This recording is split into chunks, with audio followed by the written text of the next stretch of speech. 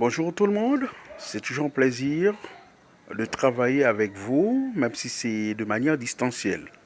Toujours à votre côté, votre serviteur Benoît Jean-Samuel. Il faut dire qu'aujourd'hui, nous allons étudier une chose très importante.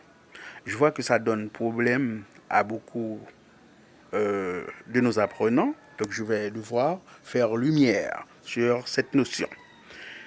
Mais avant tout, il faut dire que nous allons porter une petite correction sur une chose que nous avons étudiée la fois dernière.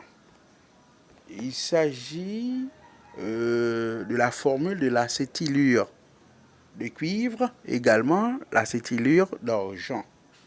Il y a un petit problème dans l'écriture. Donc, j'avais écrit l'acétylure de cuivre, Cu, alors, il faut dire que on avait écrit Cu, triplaison C, simplaison C, triplaison Cu. Non, c'est pas bon comme ça. Pas bon comme ça. Donc, de préférence, on doit l'écrire Cu, simplaison C, triplaison C, simplaison Cu. Ça, c'est la bonne écriture. Ensuite, pour ce qui concerne l'acétylure d'argent, donc on va obéir au même schéma. Donc c'est Ag, simple liaison C, triple liaison C, simple liaison Ag. Donc on trouve ces cas-là dans les réactions de caractérisation de l'acétylène. Donc action du chlorocuivreux ammoniacal et l'action du nucléate d'argent ammoniacal. D'accord, merci. Maintenant, nous allons faire lumière sur le comment déterminer le volume d'un gaz dans les conditions anormales de température et de pression. Vous savez très bien que dans les conditions normales de température et de pression, c'est-à-dire CNTP, donc à ce moment-là, la température est égale à 0 degré Celsius ou bien 273 température Kelvin. Voilà. Et la pression est égale à 76 cm de mercure ou bien 760 mm de mercure ou bien 1 atmosphère. Donc du moment qu'on vous demande de calculer le volume d'un gaz, si la température n'est pas zéro, on est déjà dans les conditions anormales. Si la pression n'est pas 76 cm ou bien est différente de 760 mm ou bien 1 atmosphère, on est dans les conditions anormales de température et de pression. Mais maintenant, comment on doit procéder? Je vais vous donner un schéma facile avec lequel on va pouvoir calculer avec facilité le volume d'un gaz dans les conditions anormales de température et de pression. Voilà. Supposons que dans l'exercice, on vous donne la pression et la température. Par exemple, on vous demande de calculer le volume d'un gaz à 20 degrés Celsius, je dirais 20 degrés Celsius, sous la pression de 75 cm de mercure. Sous la pression de 75 cm de mercure. Vous voyez, 75 cm de mercure. Donc, dans cet exercice, on donne la température, on donne également la pression. Eh bien, lorsqu'on donne, ça c'est le premier cas, lorsqu'on donne la température et la pression, on applique la loi des gaz parfaits. La loi des gaz parfaits, c'est V pour sur taux égale à V pi sur T.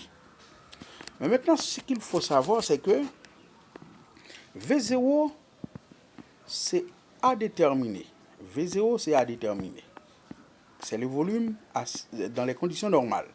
Donc, c'est à déterminer comme on avait l'habitude de déterminer V0. C'est le volume à déterminer. On détermine V0. P0,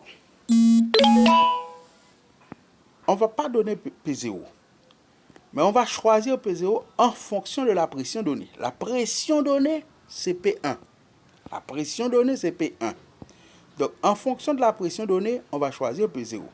Si on donne P1 en centimètres de mercure, on choisit P0 76 cm de mercure. Si on donne P1 en millimètres de mercure, on choisit P0 760 mm de mercure.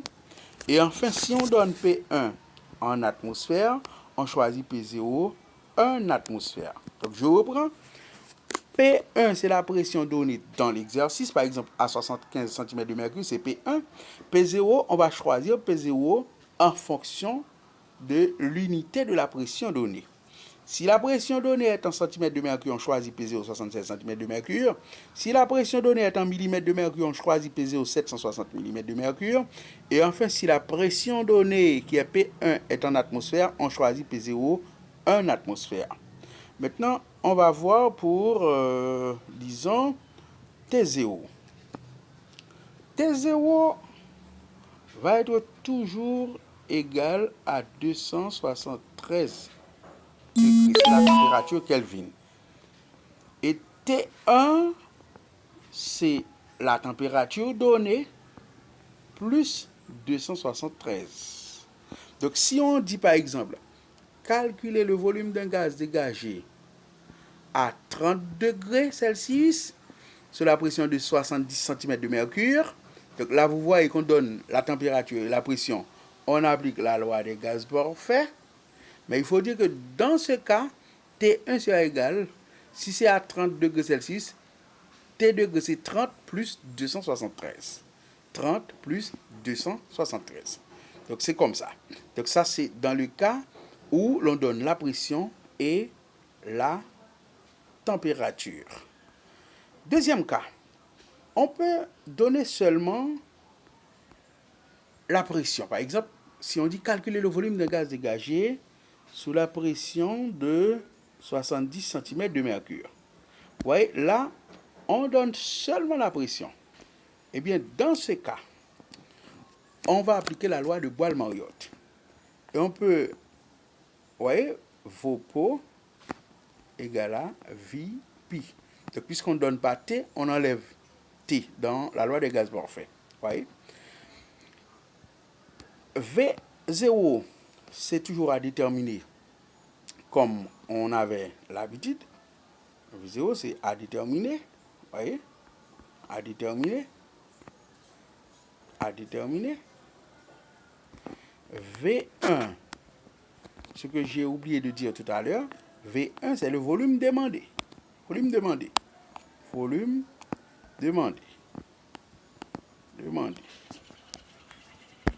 Et puis, P1, c'est la pression donnée. On donne cette pression dans l'exercice, 70 cm de mercure. Pression donnée. La pression donnée.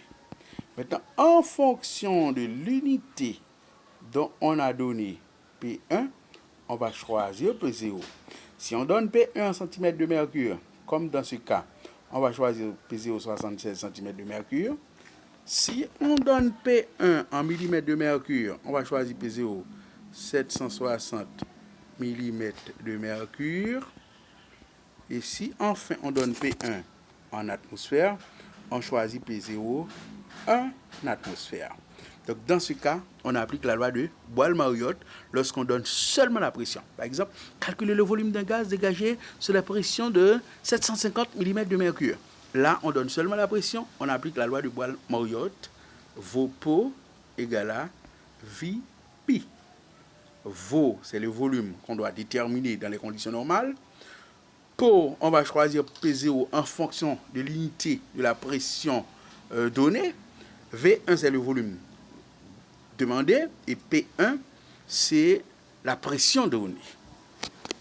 Donc ça, c'est le deuxième cas. Maintenant, on va voir pour le troisième cas.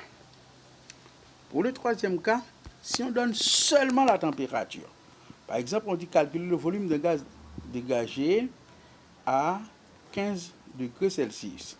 Là, dans ce cas, on donne seulement la température. Eh bien, dans ce cas, on applique la loi de Gay-Lussac. Loi de Gay-Lussac, que vous avez étudié en seconde. Gay-Lussac. Voilà, c'est Vaux sur taux égale à V sur T. Vous voyez, ça c'est la loi de Gay-Lussac. C'est presque le même schéma. V0, c'est le volume qu'on va déterminer. C'est à déterminer à CNDP, à déterminer. C'est à CNDP. T0 va être toujours égal à 273 degrés. V1, c'est le volume demandé. Voilà. Le volume demandé. Et T1 va être égal à T degrés, par exemple 15 degrés, plus 273 degrés.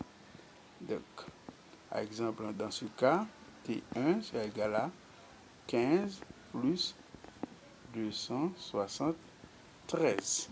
C'est exactement cette formule qu'on doit appliquer dans le cas où on demande de calculer le volume d'un gaz dans les conditions anormales de température. On donne seulement dans ce cas la température, on ne donne pas la pression. Dans ce cas, on doit appliquer la loi de Gay-Lussac.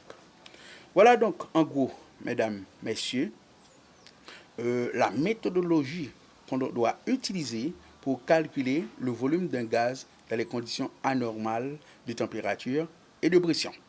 Je reprends, en guise de rappel, si on donne le volume, disons, si on donne la température et la pression, on demande de calculer le volume, on applique la loi des Gaz-Morphy. Vp sur taux égale Vp sur T. Si on donne seulement la pression, on demande de calculer le volume, on applique la loi de Boyle-Mariotte. Vp égale Vp. Et si on donne seulement la température, on demande de calculer le volume, on applique la loi de Gay-Lussac. V sur taux égale V sur T. Voilà donc, mesdames, messieurs, en gros, comment on doit utiliser, la méthodologie qu'on doit utiliser pour calculer le volume d'un gaz dans les conditions anormales de température et de pression. Je vais devoir faire un exercice, je dirais pratique, pour vous faciliter la compréhension. D'accord? Et après, je vais vous donner un devoir. Merci. Au revoir.